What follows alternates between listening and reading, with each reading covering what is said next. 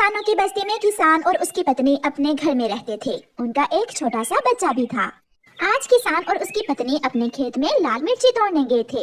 पति जी, मैं मुन्ने को इस पेड़ के नीचे लिटा देती हूँ, यहाँ छांव भी है और हवा भी, और हम दोनों लाल मिर्ची तोड़ लेते हैं। फिर किसान की पत्नी अपने मुन्ने को पेड़ के नीचे लिटा देती है। चिड़िया किसान की पत्नी के पास जाती है। माँ जी, वो दुष्ट कौवे आपके मुन्ने को डरा रहे हैं। भाग गौरी भाग, चिड़िया ने किसान की पत्नी को बता दिया है, ऐसा ना हो किसान गोली चला दे। कौवा और कौवी वहाँ से भाग जाते हैं। मैं अभी जाकर देखती हूँ वो दुष्ट कौवे कब से मेरे मुन्ने को रुलाए जा रहे हैं। वो जा रहे हैं माँ जी।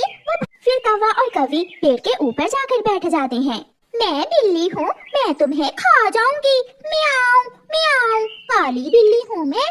और कालू कौवा अपनी शक्ल बिगाड़ बिगाड़ कर आंखें उल्टी करके उस बच्चे को डराता है। मैं इस काली चुड़ैल का साथी हूँ। कौवा को देखकर वो बच्चा जोरों से रोने लग जाता है। किसान की पत्नी जल्दी से अपने मुन्ने के पास आ जाती है। कौवा और कौवी ऊपर बैठे हंस रहे थे। किसान की पत्नी अपने मुन्ने को चुप कराकर फिर से लिटा कर जाती है। कौवे फिर से उसे डराने लगती हैं। चुप कर जा मुन्ने, मुझे काम कर लेने दो बेटा। मगर जैसे ही किसान की पत्नी जाती है वो कौवे फिर से मुन्ने को डराते हैं। पीछे से चिड़िया भी वहाँ आ जाती है। भागो यहाँ से, दुष्ट कौवो, तुम छोटे बच्चे को भी तंग करते हो, बहुत बुरे हो तुम। जा अपना काम कर, बढ़िया ही हमें भाषण देने वाली। तेरा बच्चा नहीं है ये किसान का बच्चा है। मैं अभी जाकर बताती हूँ किसान की पत्नी को। चिड़िया किसान की पत्नी के पास जाती है। माँ जी, वो दुष्ट कौवे आपके मुन्ने को डरा रहे हैं।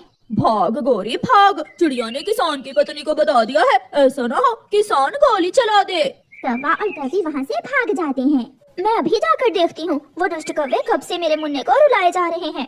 वो जा रहे हैं माँ जी, वो भाग गए हैं। अब आप जाकर अपना काम करें और मैं आपके मुन्ने का ध्यान रखती हूँ। फिर चिड़िया मुन्ने के पास बैठ जाती है और किसान की पत्नी अपने पति के साथ जाकर लाल मिर्ची तोड़ने लगती है। मुन्ने, आप बहुत सुंदर हो, आप जैसा मेरा भी एक बच्चा है, वो भी कभी कभी मुझे आपकी तरह ही तंग करता है। किसान की पत्नी शाम तक काम करती है। चिड़िया, आपका बहुत बहुत धन्यवाद। ये लो, ये रोटी आप ले जाओ, आपने मेरी बहुत मदद की है। माँ जी, मैं ये रोटी अपने बेटे के लिए ले जाती हूँ। आपका भी बच्चा है चिड़िया? हाँ, मेरे बेटे का नाम कुकू है। क्या वो भी हमारे बच्चों की तरह रोता है? हाँ माँ जी, हम पक्षियों के बच्चे भी बहुत जिद्दी होते हैं। जो चीज एक दिन खा ले वो दूसरे दिन नहीं खाते, रोते भी हैं और तंग भी करते हैं। फिर चिड़िया किसान की पत्नी से रोटी लेकर अपने घर चली जाती है। जब चिड़िया अपने घर के पास पहुंचती है तो पीछे से कौवा और कौवी आ जाते हैं। बड़ी शिकायतें लगा रही थी तू हमारी किसान की पत्नी के पास, अब पूछती हूँ मैं तुम्हें। लाओ, ये रोटी मुझे दे दो। नहीं, मैं ये रोटी अपने बेटे कुकू के लिए लाई हूँ।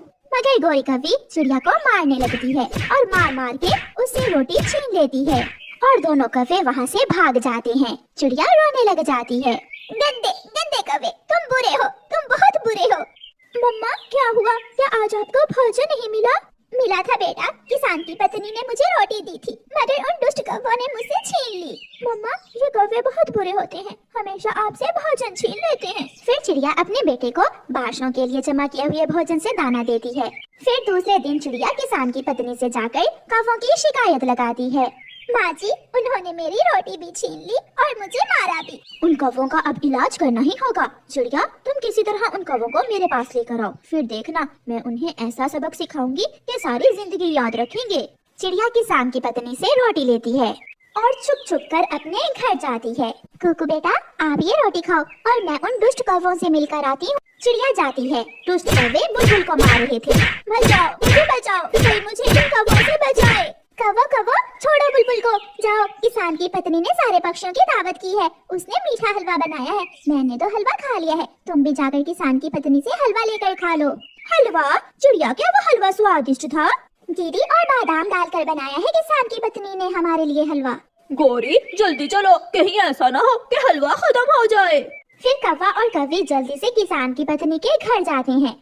बुलबुल, तुम चिंता न करो, आज इन कौवों को ऐसी सजा मिलेगी कि हमेशा याद रखेंगे। चिड़िया भी बुलबुल को साथ लेकर किसान की पत्नी के घर की तरफ चल देती है। कालू जी, पहले हलवा मैं खाऊंगी और फिर बाद में तुम। हाँ, याद रखना, तुम्हारे हलवे में से भी आधा हलवा मैं लूंगी। वो दोनों किसान की पत्नी के घर पहुँच जाते हैं।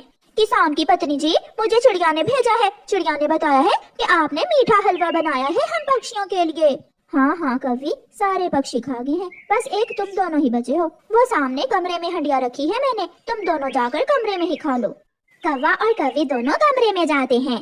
गौरी, यहाँ तो हंडिया नहीं है। कालू जी पीछे देखो, वहाँ देखो। कौवे इधर उधर हलवे वाली हंडिया ढूंढ रहे थे जब किसान की पत्नी बाहर से दरवाजा बंद कर देती है और एक डंडा लेकर कमरे में जाती है। माँ जी, ये कैसा धोखा है? क्या आप हमें हलवे की बजाय डंडे मारने वाली हैं? हाँ, तुम जैसे बुरे कौवों को सबक सिखाना ही होगा। फिर किसान की पत्नी कौवों की खूब पिटाई करती है। चिड़िया और बुलबुल बाहर पेड़ पर बैठी हंस रही थी। फिर चिड़िया को मारोगे? ना ना, कभी नहीं। कौवे, फिर मेरे मुन्ने को डराओगे? ना ना माँ जी, हम ये जंगल छोड़कर दूर भाग जाएंगे। प्लीज प्लीज हमें छोड़ दो, बस इतना ही हलवा बहुत है।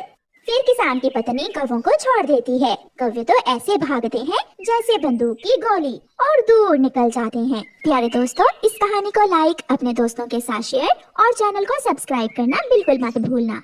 आपका धन्यवाद। लंबे लंबे बालों वाली सुंदरी कवि ने जंगल में अपना ब्यूटी पार्लर खोला था। वो सुबह से बैठी हुई थी, मगर अभी तक कोई भी पक्षी उसे प्यार होने नहीं आया था। आज फिर कोई नहीं आया। आज फिर से मुझे खाली हाथ ही घर जाना होगा। सुनो सुनो